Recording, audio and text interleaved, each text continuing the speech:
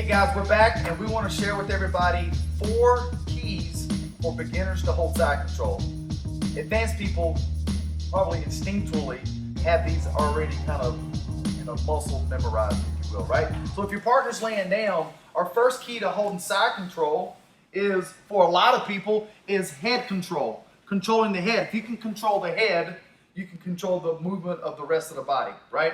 Now, most people think of side control with head control as a cross face with the shoulder, but it's not always the case. Sometimes we bring the arm over and I get more of a diagonal position, so I'll use the side of my ribs to kind of force my partner to look the other way, and I keep him looking this way. In order for him to regain guard, he needs to be able to turn into me. If I can use the side of my body to push his head that way, whether it's my shoulder or the side of my ribs, either way, I'm gonna keep him pinned. I limit his mobility on the bottom, all right? So that's key number 1. Key number 2 is blocking the hips. In order for him to get his guard back, he needs to be able to get his hips back up underneath me. If I'm using my arm to block the hip, or if I'm using my knee to block the hip here, whether the arm's here, whether the arm's here, it doesn't matter. I need to block the hips from getting back underneath me. So that's key number 2.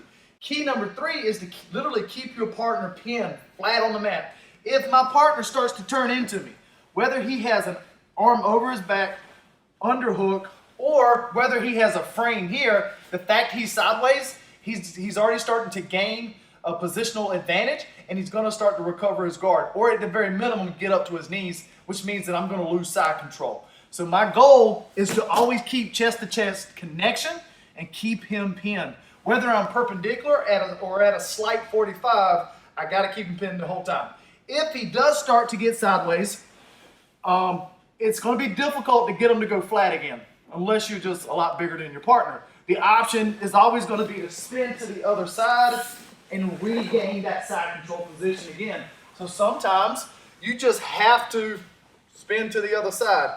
There's many ways to do that, but sometimes that's what it takes, especially if there's a big size difference, right? So key number 1, head control. Key number 2, block the hips. Key number 3, chest to chest, keep him flat.